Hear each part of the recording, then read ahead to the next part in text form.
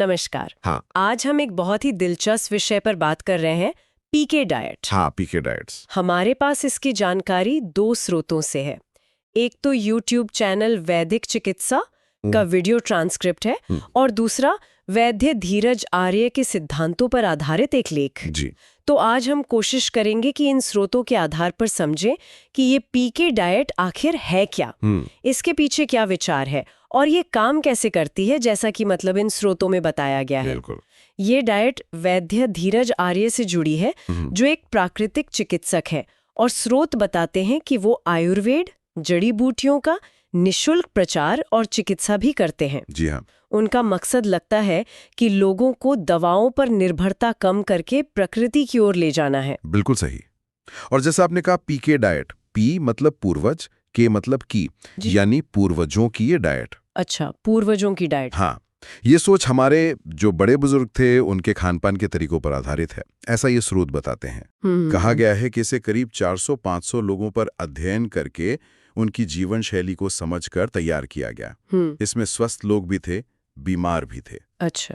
तो ये कोई एकदम से नई खोज नहीं है, ये पारंपरिक ज्ञान है जिसे वैद्य धीरज आर्य ने अपने अनुभव और रोगियों पर प्रयोग करके एक तरह से व्यवस्थित किया है। समझा। तो ये जो पूर्वजों का तरीका है, उसे आज के समय में कैसे लागू करने की बात कही गई है? मतलब ग्रेड 1 से शुरू करें, जो शायद सामान्य स्वास्थ्य समस्याओं के लिए है। हाँ बिल्कुल, ग्रेड 1 जो है वो सामान्य बीमारियों के लिए बताया गया है। अच्छा। और इसका सिद्धांत काफी सीधा है, जैसा स्रोत बताते हैं। क्या है वो? इसमें मुख्य रूप से खाने के समय और क्या खाना है इस पर ध्यान है। सुबह का भोजन, कहा गया है कि सुबह पेट भर कर खाना खाओ। पेट भर के? हाँ, इसमें रोटी या चावल, ध्यान देने वाली बात है, दोनों नहीं। अच्छा, एक ही अनाज? खास चटनी। एक ही अनाज इसलिए क्योंकि स्रोत बताते हैं कि रोटी और चावल का पचने का समय अलग है। तो अगर साथ खाएंगे तो पाचन में गड़बड़ हो सकती है, गैस वगैरह। ये तो लॉजिकल लगता है। और आपने चटनी का जिक्र किया, उसमें क्या खास है? हाँ, स्रोत एक औषधीय चटनी बताते हैं।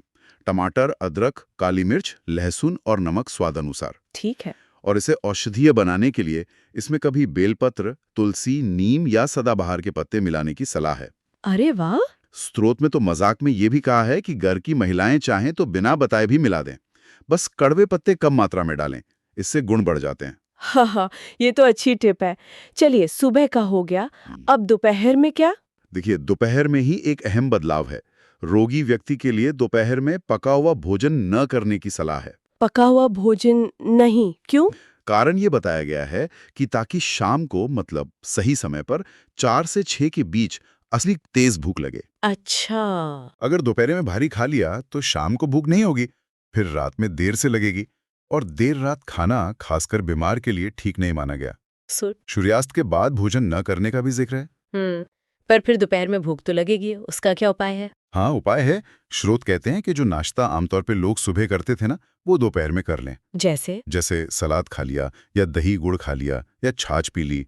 छाछ में भुना जीरा, काला नमक हो तो और अच्छा। ठीक है। या फिर उबले मटर, भुट्टा, उबला आलू, मतलब कुछ हल्का। समझ गए। तो दिन में 2 बार पका खाना हो गया, 1 बार हल्का नाश्ता, और सब शाम 6 बजे से पहले खत्म। अच्छा, ये है ग्रेड 1 का पैटर्न।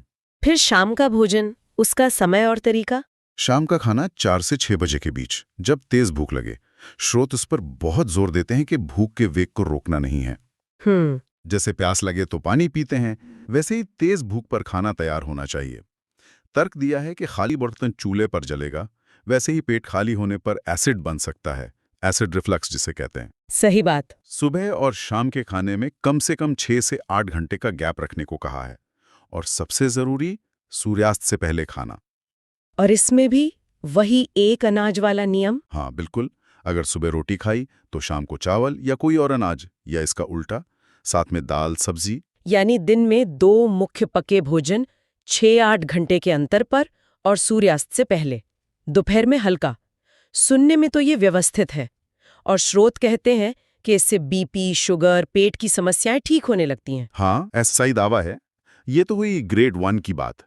लेकिन जिनकी बीमारियां ज्यादा पुरानी हैं या गंभीर हैं, क्रॉनिक जिसे कहते हैं, हाँ, जैसे पुराना कब्ज या बवासीर बिगड़कर फिशर या फिस्ट्यूला बन गया हो, गठिया मतलब आर्थराइटिस, या गॉल ब्लैडर स्टोन यानी पित्ते की पथरी, उनके लिए ग्रेड 2। जी, उनके लिए ग्रेड 2 डाइट बताई गई है। तो ग्रेड 1 तो ठीक है सामान्य के लिए, पर इन गंभीर मामलों में क्या अलग है? यही ग्रेड 2 आता है ना?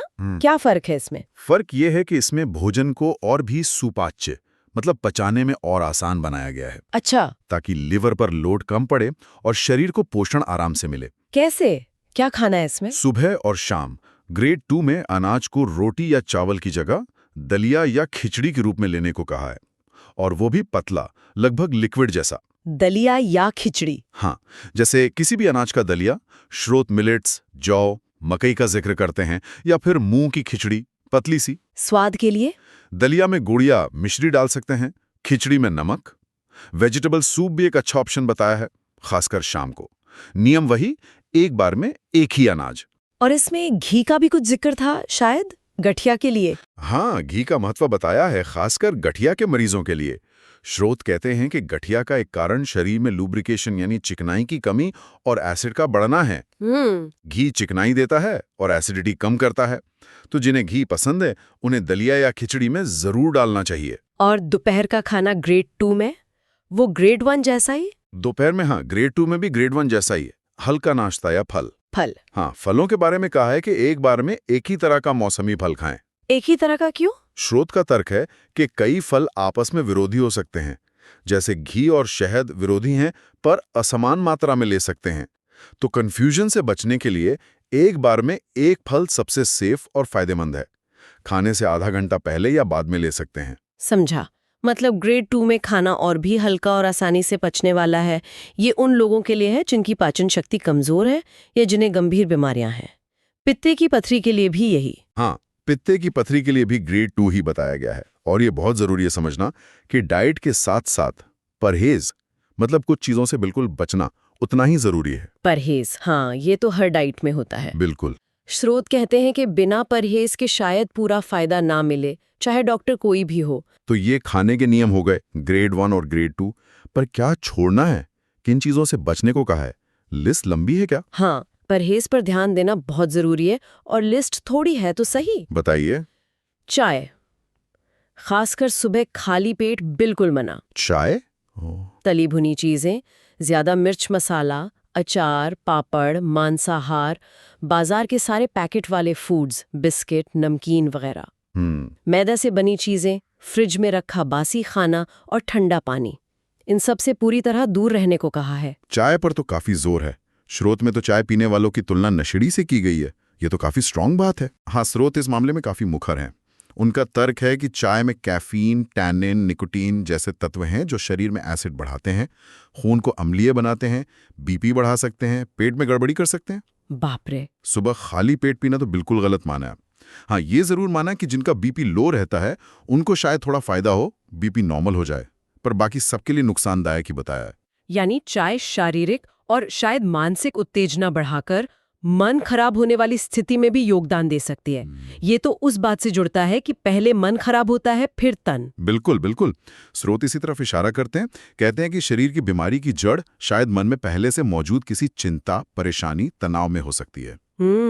उदाहरण भी दिया है कि जैसे एग्जाम के टाइम बच्चों को भूख नहीं लगती या पेट साफ नहीं होता, वो मन की अशांति का ही असर है। ये तो बहुत गहरी बात है। तो अगर मन का इतना असर है तो इसका समाधान क्या सुझाया है? समाधान में जीवन को सरल बनाने, विचार उच्च रखने की बात है। कम सुविधाओं में जीने का अभ्यास करने को कहा है। अच्छा। किसी भी चीज की आदत ना डालने पर जोर है, चाहे चाय हो या कुछ और। स्रोत में राजीव दीक्षित जी के विचारों से प्रेरणा लेने का भी जिक्र है। और एक आध्यात्मिक पहलू भी है। खाना बनाते या दवा बनाते समय मंत्र चलाने की सलाह है, जैसे धन्वंतरी मंत्र। मंत्र क्यों? स्रोत का मानना है कि इससे भोजन और दवा में पॉजिटिव एनर्जी आती है। वो कहते हैं कि वे खुद ऐसा करते हैं और इसका असर महसूस करते हैं। अच्छा, खान पान, परहेज, सोच।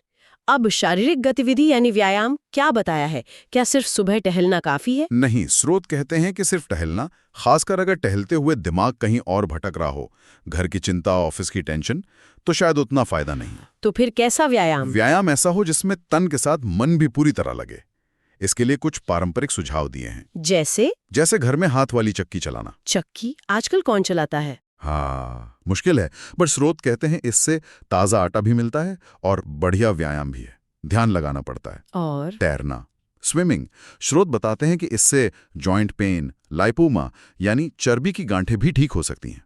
इसमें भी ध्यान भटकने का चांस नहीं। हाँ, ये बात तो है। कपड़े धोना हाथ से, बुजुर्गों की तेल मालिश करना, ये बड़ा अनोखा है। मालिश करना, वो व्यायाम कैसे हुआ? जब हम मालिश करते हैं तो हमारे हाथों के एक्यूप्रेशर पॉइंट्स दबते हैं, हमारा भी व्यायाम होता है, और जिसे आराम मिलता है उसकी पॉजिटिव एनर्जी हमें मिलती है। वाह, ये तो बहुत अच्छा सोच है। और जो चल नहीं सकते उन्हें सहारा देकर चलाना, या फिर मेहनत वाले काम जैसे खेती, मिट्टी खोदना, फावड़ा चलाना, जिससे पसीना निकले और ध्यान काम पर रहे। तो मतलब व्यायाम में दिमाग का शामिल होना जरूरी है। ये आजकल के फिटनेस ट्रेंड से थोड़ा अलग है। तो कुल मिलाकर पीके डाइट सिर्फ एक खाने का चार्ट नहीं, बल्कि जीवन जीने का एक पूरा तरीका है। हाँ, सार यही है जैसा स्रोत में कहा गया है। आपका भोजन दवा है, आपका भोजन जहर है, आपका भोजन भोजन है। सही। चुनाव हमारा है। ये एक तरह से व्यक्ति को मजबूत बनाने का विचार है। अपना वैद्य स्वयं बने, प्रकृति से सीखो। स्रोत तर्क देते हैं कि पशु पक्षी उसी माहौल में वैसा ही पानी पीकर हमसे ज्यादा स्वस्थ रहते हैं। हम भी अपने भोजन को सही करके स्वस्थ रह सकते हैं। दवाइयां सिर्फ सहायक हैं, असली रोल लाइफस्टाइल और भोजन का है। और इसमें पेट और मन दोनों का स्वास्थ्य जुड़ा है। जी। ये वाकई बहुत महत्वपूर्ण है। मन को शांत रखने के लिए भी कुछ तरीके बताए हैं क्या? हाँ, बिल्कुल, क्योंकि मन और तन जुड़े हैं और हर किसी को शांति अलग चीज से मिलती है। सही है। तो स्रोत कई ऑप्शन देते हैं। भजन कीर्तन करो, ध्यान करो, जिनसे मन मिलता है उनके पास बैठो, उनसे बात करो। प्रकृति के करीब रहो, पेड़ पौधों के बीच, या पानी के पास बैठो, नदी, झील, समुद्र किनारे। इससे भी शांति मिलती है, डिप्रेशन में भी मदद मिल सकती है। कई सारे विकल्प हैं। हाँ, मूल बात है जिससे खुशी मिले, शांति मिले, वो करो। स्रोत ये भी कहते हैं कि जब आप निस्वार्थ भाव से किसी की मदद करते हैं और उसे फायदा होता है, तो उसकी खुशी देखकर जो संतोष मिलता है वो भी एक साधना है और मन को शांत करता है। तो आज हमने वैदिक धीरज आर्य के सिद्धांतों और वैदिक चिकित्सा चैनल पर आधारित पीके डाइट को समझा। ये पूर्वजों के खानपान से प्रेरित एक सरल पर अनुशासित तरीका है।